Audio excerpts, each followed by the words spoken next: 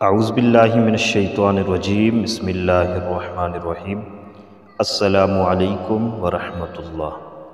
نماز کی ہر رکعت کے اندر سورۃ الفاتحہ کے بعد سورہ اخلاص پڑھنا کیسا ہے؟ دراصل لوگوں کی زبان پر سورہ اخلاص جاری ہوتی ہے اور اکثر لوگوں کو سورہ اخلاص یاد ہوتی ہے تو وہ پھر سورہ فاتحہ پڑھنے کے بعد سورہ اخلاص کو ہی بار بار پڑھتے ہیں۔ تو اس بارے میں کیا حکم ہے؟ تو یاد رکھیں دو الگ الگ حکم ہیں۔ ایک حکم اس شخص کے بارے میں ہے جس کو صرف ایک ہی سورہ اخلاص یاد ہے، اس کا حکم الگ ہے، اور دوسرا وہ شخص جس کو باقی صورتیں بھی یاد ہیں مگر وہ صرف سورہ اخلاص پڑھتا ہے۔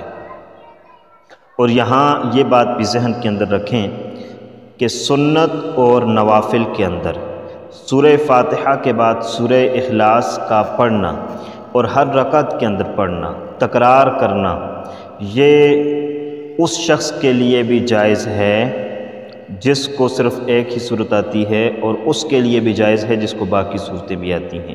یعنی سنت کے اندر، نوافل کے اندر سورہ اخلاص کو یا کوئی بھی صورت آپ بار بار پڑھ سکتے ہیں، ہر رکعت کے اندر ایک ہی صورت کا تکرار کر سکتے ہیں، اس میں کوئی قباحت نہیں ہے۔ دوسری بات یہ ہے کہ فرض نماز کے اندر سورہ اخلاص کا بار بار پڑھنا یا کوئی بھی صورت جو بار بار ایک ہی یعنی ہر رکعت کے اندر ایک ہی صورت بار بار پڑھنا، یہ کیسا ہے؟ وہ شخص جس کو صرف سورہ اخلاص یاد ہے یا کوئی ایک صورت یاد ہے، اس کے علاوہ باقی اس کو قرآن کا کوئی حصہ یاد نہیں ہے، کوئی صورت یاد نہیں ہے، تو اس کے لیے حکم یہ ہے کہ وہ سورہ فاتحہ کے بعد صرف ایک ہی صورت کو اگر پڑھتا ہے اس کی نماز بلا مکروہ ہو جاتی ہے، بلا کراہت اس کی نماز ہو جاتی ہے۔ دوسرا وہ شخص جو کہ فرض نمازوں کے اندر ہر رکعت کے اندر صرف ایک ہی صورت پڑھتا ہے، چاہے وہ سورہ اخلاص ہے یا کوئی بھی صورت ہے، ایک ہی صورت پڑھتا ہے اور اس کو باقی صورتیں بھی یاد ہیں، قرآن کا اور بھی کچھ حصہ یاد ہے، وہ اور بھی صورتیں پڑھ سکتا ہے، تو اس کے لیے یہ ہے کہ اس شخص کے لیے سورہ اخلاص کا بار بار تکرار کرنا یا کسی بھی صورت کا ہر رکعت کے اندر پڑھنا، تکرار کرنا مکروہ تنزیہی ہے۔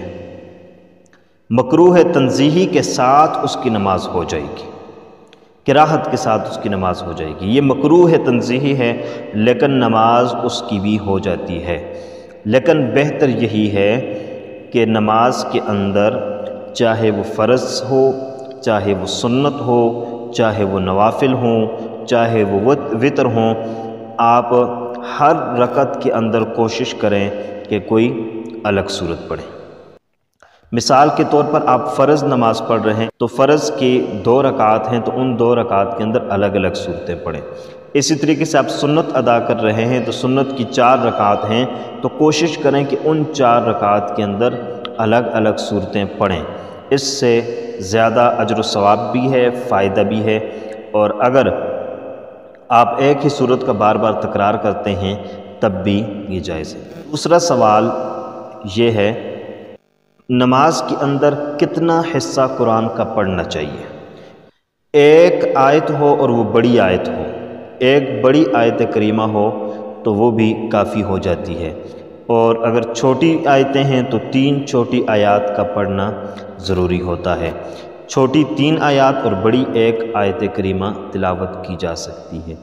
اس کے ساتھ ایک سوال یہ بھی کیا گیا تھا کہ کیا نماز کے اندر آیت الکرسی کو پڑھا جا سکتا ہے یا نہیں؟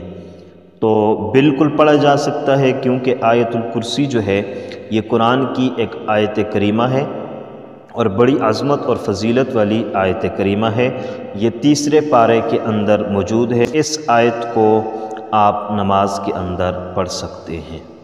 امید ہے کہ آپ کو ہماری آج کی ویڈیو پسند آئی ہوگی۔ مزید اچھی ویڈیوز کے لیے چینل کو سبسکرائب کریں، ویڈیو کو لائک کریں، شیئر کریں، دوسروں تک پہنچائیں۔ اللہ پاک ہمیں عمل کی توفیق عطا فرمائے۔ السلام علیکم ورحمۃ اللہ وبرکاتہ۔